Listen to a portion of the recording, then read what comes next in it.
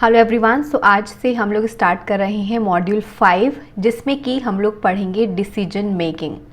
तो decision making एक बहुत ही इम्पॉर्टेंट टॉपिक है किसी भी प्रोग्रामिंग लैंग्वेज का, क्योंकि मोस्टली जो आप प्रोग्रामिंग करेंगे, आप कोई एप्लीकेशन बनाते हैं, कोई भी सॉफ्टवेयर बनाते हैं, तो वहाँ पर decision making and loop control, ये दो टॉपिक्स का सबसे ज़्यादा यूज़ होता है। मीन्स आप ये समझ लो एक तरीके से कि असली जो प्रोग्रामिंग स्टार्ट हो रही है, असली जो कॉन्सेप्ट स्टार्ट हो रहे हैं प्रोग्रामिंग के, वो अब हो रहे हैं हमारे। तो इनको हमें बहुत ही ध्यान से समझना है। तो डिसीजन मेकिंग में हम लोग दो चीज़ें पढ़ेंगे, इफ़ स्टेटमेंट्स, उसके बाद if else statement, nested if statement, if else if ladder and switch cases. ये चीज़ें हमें पढ़नी है डिसीजन मेकिंग में। तो वन बाय वन इनको पढ़ेंगे विद एग्जाम्पल। तो सबसे पहले आज हम लोग पढ़ेंगे इफ़ स्टेटमेंट क्या होता है हमारे पास। लेट्स सपोज एक इसका एग्जाम्पल लेते हैं सबसे पहले हम, कि मान लीजिए आपको एक क्वेश्चन दिया गया है, उसमें स्टूडेंट्स के मार्क्स के अकॉर्डिंग उनकी ग्रेड बतानी है। हमसे कहा गया कि अगर मार्क्स जो हैं हमारे ग्रेटर देन 60% हैं, तो उस केस में हम लोग जो ग्रेड देंगे स्टूडेंट को that would be A grade, और अगर मार्क्स जो हैं लेस देन 60% हैं तो उस केस में उसको हम लोग बी ग्रेड देंगे। ठीक है, तो ये हमें क्वेश्चन दिया गया है। तो अभी तक जो हमने कॉन्सेप्ट पढ़े हैं, हमने सिंपल पढ़ा, ऑपरेटर्स पढ़े, हमने इनपुट फंक्शंस हमने पढ़े थे कि यूज़र से कैसे हमें इनपुट लेना है। तो क्या वहाँ पर उन कॉन्सेप्ट के थ्रू हम लोग इस प्रोग्राम को इम्प्लीमेंट कर पाएंगे कि भाई एक कंडीशन को वहाँ पे हम लोग मैच करवा पाएँ, एंड अगर वो कंडीशन मैच होती है तो उसके अकॉर्डिंग आउटपुट हम लोग दे पाएँ? नहीं हो सकता। उन कॉन्सेप्ट के थ्रू हम लोग इस तरह के जो प्रोग्राम्स हैं, इस तरह की जो कंडीशंस हैं, उनको एग्जीक्यूट नहीं करवा सकते हैं।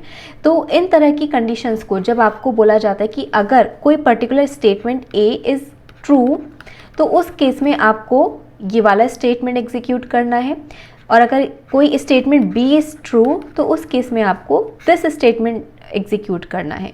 तो इस केस में, इस तरह के सिचुएशंस में, इस तरह की एप्लीकेशंस में, इस तरह की रिक्वायरमेंट्स में हम लोग यूज़ करते हैं डिसीजन कंट्रोल का या फिर डिसीजन मेकिंग कॉन्सेप्ट्स का, जिसमें सबसे पहले हमारे पास आता है इफ़ स्टेटमेंट।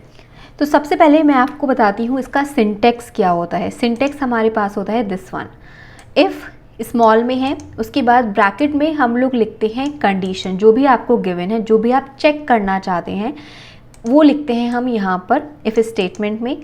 और उसके बाद इस ब्लॉक में, इफ़ के ब्लॉक में कोई भी स्टेटमेंट हो सकता है, कोई भी ऑपरेशन हो सकता है जो भी आप परफॉर्म करवाना चाहते हैं, कि अगर भाई ये वाली कंडीशन ट्रू है तो उस केस में ये वाला स्टेटमेंट एग्जीक्यूट हो। तो this is the syntax for using if statement.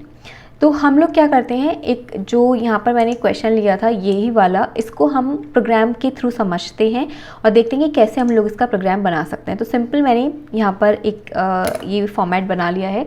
तो यहाँ पर सबसे पहले हम लोग लेंगे यूज़र से इनपुट। यूज़र से इनपुट में हमें क्या चाहिए होगा, उसके मार्क्स, क्योंकि मार्क्स के अकॉर्डिंग ही हम बताएंगे कि उस स्टूडेंट की जो ग्रेड है वो ग्रेड ए है या फिर ग्रेड बी है। तो यूज़र से पहले हम लोग इनपुट करवाते हैं मार्क्स को। तो इंट टाइप का हम लोग लेंगे एक मार्क्स,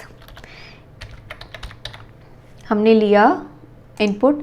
अच्छा, यहाँ पर सबसे पहले आप मुझे ही बताओ इस प्रोग्राम में इनपुट क्या क्या होंगे हमारे पास। इनपुट में हमारे पास जाएगा मार्क्स, क्योंकि मार्क्स के बेसिस पर हम डिसाइड कर रहे हैं आउटपुट, और आउटपुट में क्या आएगा हमारे पास, grade A and grade B. ठीक है, सिंपल, ये तो हमें प्रिंट करवाना है प्रिंट एफ के थ्रू, बट इनपुट में हमें मार्क्स लेने हैं। मार्क्स आप चाहें तो फ्लोट में ले सकते हैं, चाहें तो डबल में ले सकते हैं, चाहें तो इंटीजर में ले सकते हैं, बट जनरली मार्क्स जो होते हैं आपको होल नंबर्स की फॉर्म में मिलते हैं, तो इसलिए हम लोग मार्क्स को लेकर चलेंगे इंटीजर में। तो इसलिए मैंने यहाँ पर मार्क्स को इंटीजर में लिया है। एंड अब यहाँ पर एक स्टेटमेंट हम लोग सबसे पहले देंगे कि enter the marks of the student. तो हम लोग क्या करते हैं, अभी यहाँ पर मार्क्स, हम यूज़र डिफाइंड प्रोग्राम इसको नहीं बना रहे हैं, just keep it simple. User defined भी आप बना सकते हो ऑब्वियसली, जैसे कि हमने लास्ट लेक्चर्स में देखा था कि कैसे इनपुट आप लेते हो यूज़र से, बट इसको सिंपल रखने के लिए मैं डायरेक्टली यहाँ पर मार्क्स दे रही हूँ। और हमने दिया लेट सपोज 7। यहाँ से हम लोग ये वाला स्टेटमेंट हटा देते हैं अभी। अब यहाँ पर हम लोग देंगे if statement, if marks is greater than 60%, हमने यही पढ़ा था, ये क्वेश्चन था हमारा। तो उस केस में हम लोग क्या कहेंगे कि print F grade A, this one. तो यहाँ पर क्या हुआ, ये इफ़ स्टेटमेंट हुआ हमारा। यहाँ पर हमने दी है ये कंडीशन, मैंने यहाँ पर सिंगल कंडीशन दी है, मल्टीपल कंडीशंस भी हो सकती हैं विद एंड ऑपरेटर और लॉजिकल और ऑपरेटर, निगेशन ऑपरेटर, कोई भी ऑपरेटर यहाँ पर हम यूज़ कर सकते हैं, देखेंगे उसको भी हम अभी। बट अभी सिंगल यहाँ पर मैंने यूज़ की है, एक कंडीशन यहाँ पर लगाई है मैंने, एक कंडीशनल ऑपरेटर के साथ, that is greater than operator के साथ। एंड यहाँ पर हमने एक स्टेटमेंट दिया है, ये स्टेटमेंट कब एग्जीक्यूट होगा, अगर ये वाली कंडीशन रिटर्न करती है 1, क्योंकि हमने ये पढ़ा था कि जो greater than less than operators होते हैं, यानी कि जो कंडीशनल ऑपरेटर्स होते हैं, वो हमें क्या रिटर्न करते हैं, आइदर 1 और 0। 1 का मीन्स है true, the condition is true, and अगर 0 रिटर्न करते हैं तो मीन्स कंडीशन इज़ फॉल्स। यही पढ़ा था हमने। Let me explain this again. अगर आपने ये कंडीशन लिखी है कि मार्क्स इज़ ग्रेटर देन 60, और मान लीजिए कि मार्क्स की जो वैल्यू है दैट इज़ 70, तो क्या हुआ, 70 is greater than 60, condition true है, ये 70 इज़ ग्रेटर देन 60 है, तो ये हमें क्या रिटर्न करेगा, 1 रिटर्न करता है। और अगर मान लीजिए ये होता 50, तो ये कंडीशन फॉल्स हो जाती, तो उस केस में ये हमें क्या रिटर्न करता, 0। तो यहाँ पर मान लीजिए अगर ये स्टेटमेंट ट्रू है, करेक्ट है, तो ये यहाँ पर क्या आएगा, 1 आएगा।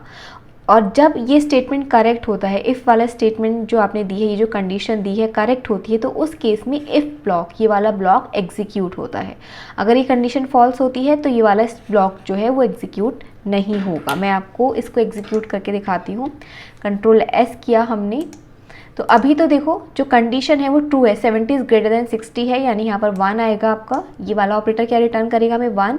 एंड इफ़ 1 के केस में क्या होगा, आपके पास इफ़ ब्लॉक एग्जीक्यूट होगा। So let's execute this and देखते हैं कि हमारे पास क्या आउटपुट आता है। हमारे पास आउटपुट में आ गया है ग्रेड ए, क्योंकि इसने 1 रिटर्न किया था। 1 मीन्स कि कंडीशन ट्रू थी, तो इसलिए हमारे पास ये जो इफ़ ब्लॉक है वो एग्जीक्यूट हुआ था। अब मैं इसे चेंज कर देती हूँ, मान लीजिए मैंने इसे कर दिया 50, तो 50 इज़ ग्रेटर देन 60, अब कंडीशन फॉल्स है, यानी कि यहाँ पर क्या है, अब यहाँ पर हमें क्या मिला है, इफ़ 0, कुछ ये मिला है हमें। तो इस केस में ये इफ़ ब्लॉक एग्जीक्यूट नहीं होगा, तो हमारे पास आउटपुट में कुछ भी नहीं आएगा, ब्लैंक आ जाएगा जस्ट। ये देखिए हमारे पास ब्लैंक आ गया है, क्योंकि हमने अगर कंडीशन फॉल्स है तो उस केस के लिए हमने कोई भी स्टेटमेंट यहाँ पर प्रिंट नहीं करवाया था।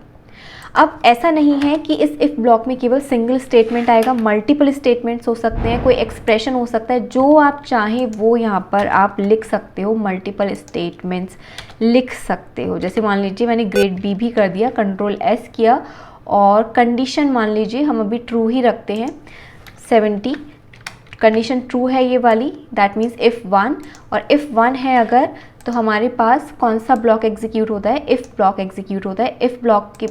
इफ़ ब्लॉक का क्या मतलब है, इफ़ के बाद जो कर्ली ब्रेसेस स्टार्ट हुए हैं वहाँ से लेके कर्ली ब्रेसेस जहाँ एंड होंगे वो पार्ट पूरा एग्जीक्यूट होगा। इसको हम क्या कहते हैं, इफ़ ब्लॉक कहते हैं। ये दोनों स्टेटमेंट्स इफ़ ब्लॉक का पार्ट हैं।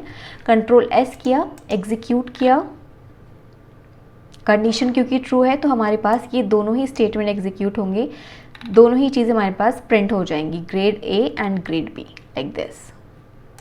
ठीक है, अब मान लीजिए आप इफ़ स्टेटमेंट में मल्टीपल कंडीशंस देना चाहते हैं, जैसे कि हमने यहाँ पर एक और स्टेटमेंट ऐड कर दिया, if marks is less than 50, तो उस केस में हमारे पास क्या आउटपुट आए वो हम यहाँ पर लिखेंगे।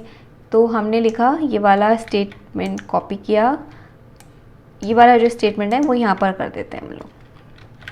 तो देखिए यहाँ पर क्या हुआ, हमारे पास दो इफ़ स्टेटमेंट लगवाए हैं हमने, एक तो ये वाला स्टेटमेंट है और एक ये वाला स्टेटमेंट है। देखिए क्या होगा, सबसे पहले तो जब प्रोग्राम एग्जीक्यूट होगा तो इंट मार्क्स इक्वल्स टू 7, तो मेमोरी में मार्क्स नाम का एक वेरिएबल 70 वैल्यू स्टोर करेगा। उसके बाद हमने चेक किया इफ़ स्टेटमेंट में, ये टॉप टू डाउन अप्रोच क्योंकि यूज़ करता है, तो सबसे पहले ये वाली कंडीशन चेक करेगा, ना कि ये वाली, सीक्वेंस में चलेगा। तो सबसे पहले इसको ये वाली कंडीशन मिली, इसने चेक की, if marks is greater than 60, yes true है बिल्कुल, तो ये हमें क्या प्रिंट कर देगा, ग्रेड ए प्रिंट कर देगा। अब इफ़ ब्लॉक के बाद ये ब्लॉक यहाँ पर ख़त्म हो गया। नेक्स्ट अब इसको फिर से इफ़ मिला, if marks is less than 50, condition false है तो अब ये वाला ब्लॉक हमारा एग्जीक्यूट नहीं होगा और ये टर्मिनेट हो जाएगा प्रोग्राम, और आउटपुट में हमारे पास सिर्फ क्या आएगा, ग्रेड ए आएगा। मैं आपको इसको एग्जीक्यूट करके दिखाती हूँ जल्दी से। ये देखिए हमारे पास ग्रेड ए आउटपुट में आ गया है। यहाँ हम ले लेते हैं 40। अब देखो अब क्या होगा, यहाँ पर मार्क्स में अभी कितनी वैल्यू है, 40 है। ये गया, सबसे पहले इफ़ कंडीशन इसने ये वाली चेक की, मार्क्स इज़ ग्रेटर देन 60 नहीं है, तो यानी कि हमारे पास ये वाला जो स्टेटमेंट है या जो इफ़ ब्लॉक है वो एग्जीक्यूट नहीं होगा।